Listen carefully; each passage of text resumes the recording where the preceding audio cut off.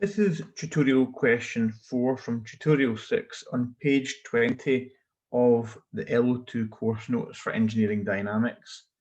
So this is a question where we're going to be making use of velocity time graphs, and we're also going to be a bit careful about what the question's asking us. So let's have a look. Due to heavy current drawn during startup, a ship's ballast pump is started in 2 stages. That's a key part of the question. We're going to think about stage 1 and stage 2 here. So the first thing it's going to tell us is all about stage 1. So we'll make a separate bit for this here. So stage 1. In stage 1, it's accelerated from rest. So that's straight away that's telling us that omega 1 is 0. And it reaches a speed of 1500 RPM in 10 seconds. So omega 2 is 1500 RPM and time is 10 seconds. That's stage 1. It is then, this is a key bit here, it is then, this is talking about a separate part of acceleration. So this is stage 2 of the startup. Stage 2, it is then accelerated at a rate of 20 radians per second squared. So alpha here is 20 radians per second squared. This is not happening in stage 1. There's a different acceleration there that we're going to be asked to calculate. Until it reaches a running speed of 4,000 RPM. So in stage 2, our final speed is 4,000 RPM. And in a question like this, we've got to be careful that we don't get these mixed up from the 2 stages. So this is all the information we're given in the question. Now, what are we being asked to do? The first thing we've been asked to do is calculate the acceleration of the pump during the first stage. Now, thankfully, we've been given 2 velocities and a time, which means we're going to be able to use a formula that's very common to us now, which is omega 2 is equal to omega 1 plus alpha times t. And we have 3 of these, so we'll use them to work out alpha. But because we know we want to calculate our answer in radians per second, because that's our standard unit, we have to first of all convert omega 2 into radians per second. And the standard way we do this is to multiply by 2 pi and divide by 60. Now, if we do that to 1500, I'll just write it out down here.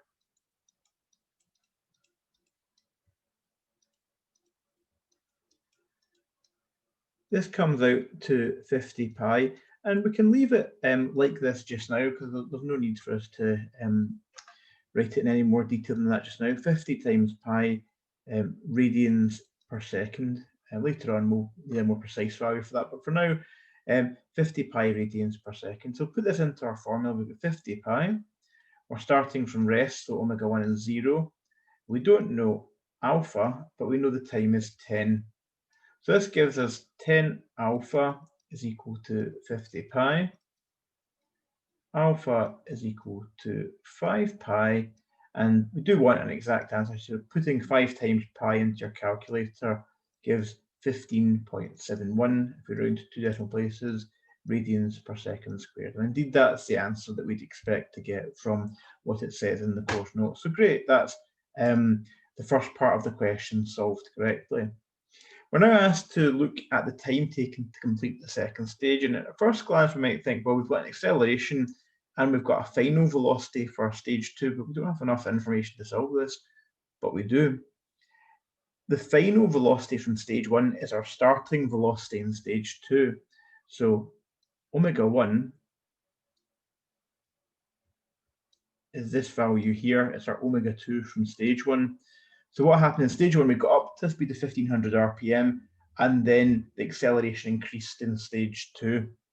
So this is our starting velocity in stage 2 of 1500 RPM. We've already worked out that that's going to be equal to 50 pi. If we apply the same thing to omega 2 times 2 pi divided by 60, it's not a nice whole number of pi's as it turns out. So we're going to actually write this out to a few decimal places for both of these. And that one's going to be 418.879.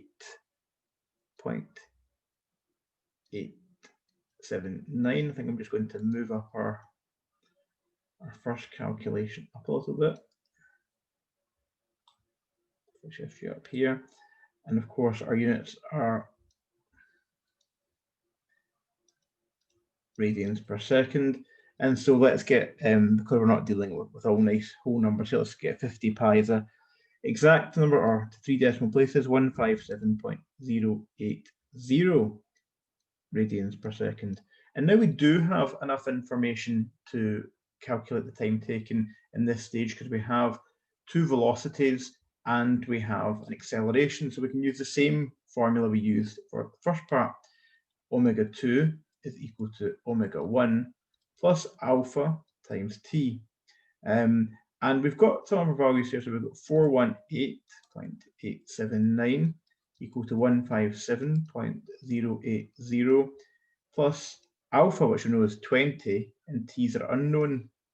So we do a wee bit of rearranging here. We subtract 157.080 from both sides, first of all, to give us 20t is equal to 261.799. Divide both sides by 20, and it gives us 13.1 seconds. Again, that's the answer we were hoping for, so that's some good news. So this is part 2 of our question solved. And let's look at part 3.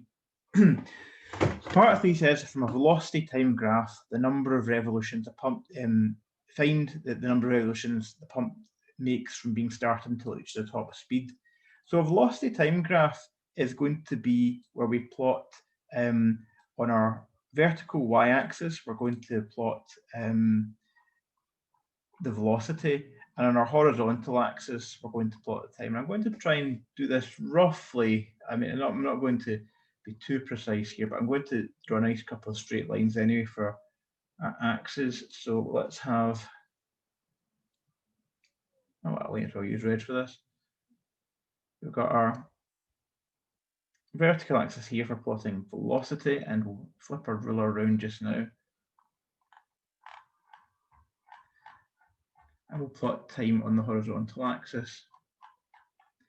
And this is exactly how you would solve this question on a piece of paper as well. You'd draw your graph with a ruler, and then we'd remember what we learned about velocity time graphs in terms of how we use them to get our distance. So let's just label our graph first of all. So we have velocity. Try again with that. We have velocity, and that's going to be in radians per second. And we've got time in seconds along the bottom. So remember what happens when we've got constant acceleration. Our graph will rise in a slope, a straight line slope, over the period of time it's accelerating for.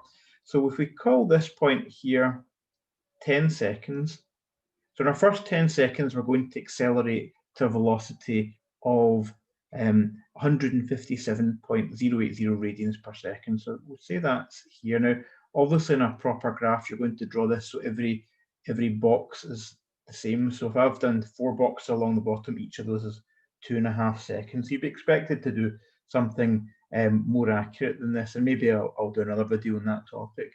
So our first point is going to be here on our graph, and that's that's stage 1 of the process.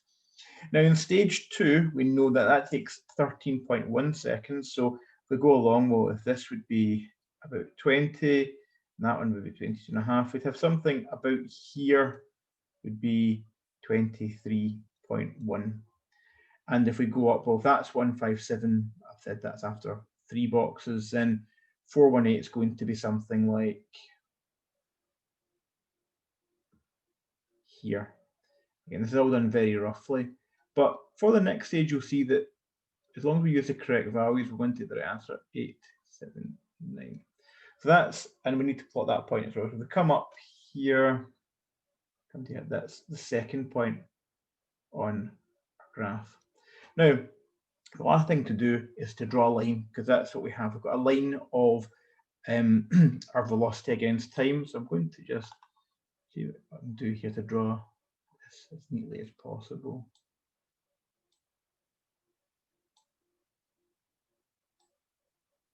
I think that's about right there. And then we'll draw another line up to our second point.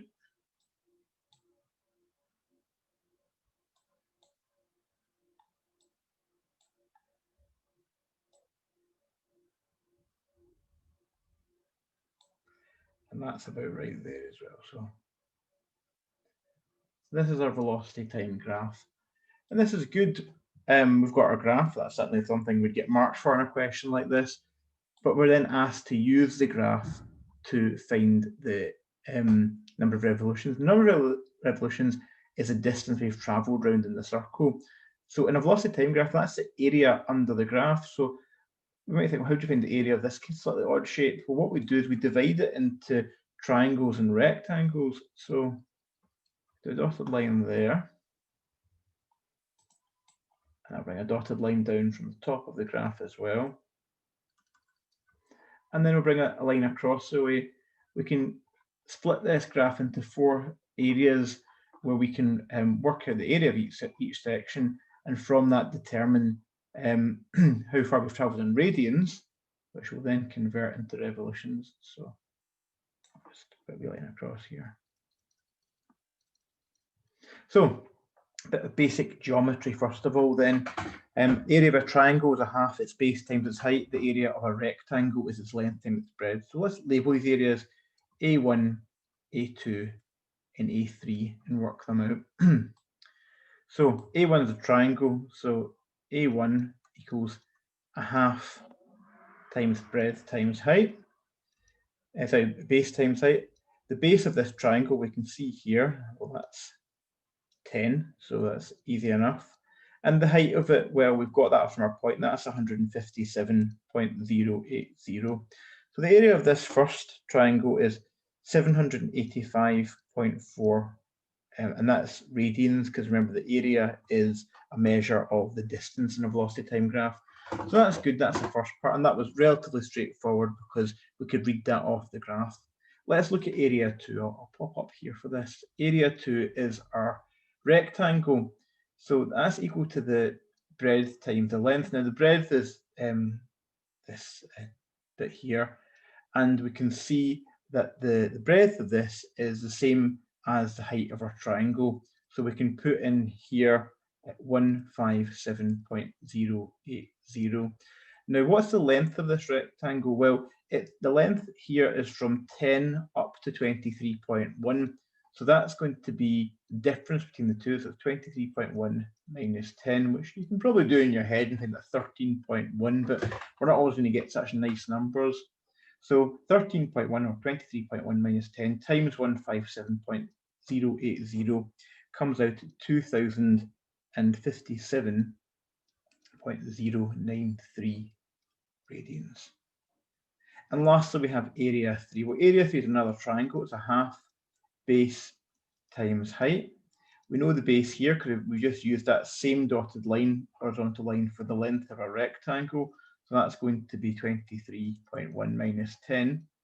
And the height of this rectangle, this part here, this is the height of rectangle 2. Well, that's going to be our second velocity minus our first velocity, because that's how much we've travelled up from that line. That line starts 157.080 and goes up to 418.879. So we'll do the difference between those two as the height of our triangle.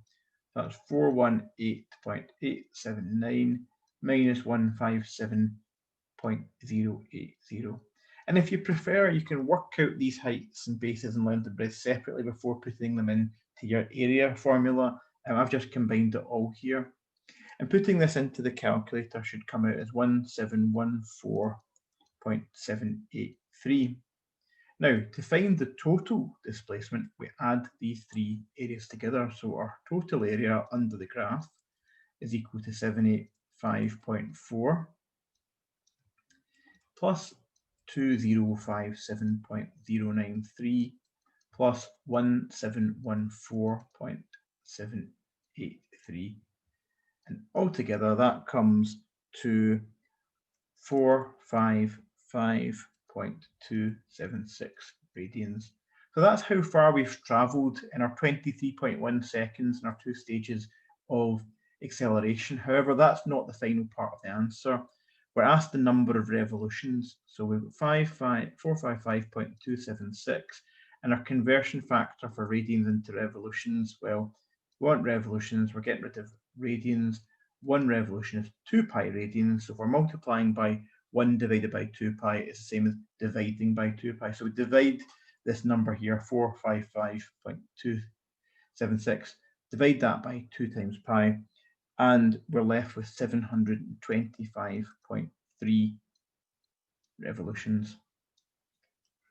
And you'll notice, if you're following along with the question paper, it's 725.5 in the question. And the reason for that simply is that I've rounded things to 3 decimal places. If you hold all the values in your calculator as you go along for our velocities and our times and everything else we calculated previously, you'll get an answer which is 725.5. But like I've said before in class, if you're this close and it's a very small difference due to rounding, that's perfectly acceptable for this sort of method. So that's how we solve this question. We recognize that we have 2 different stages, and we do our standard angular motion formula, and then in part 3 we draw a velocity time graph, and then we find angular displacement in angular motion by calculating the area under the graph. And the best way to do this when we've got an odd shaped graph like this is split it into areas that we know how to calculate the shapes of, rectangles and triangles, calculate each of those separately, add them together, and our final stage we've converted back into revolutions, which is what the question asks for. And that completes the question.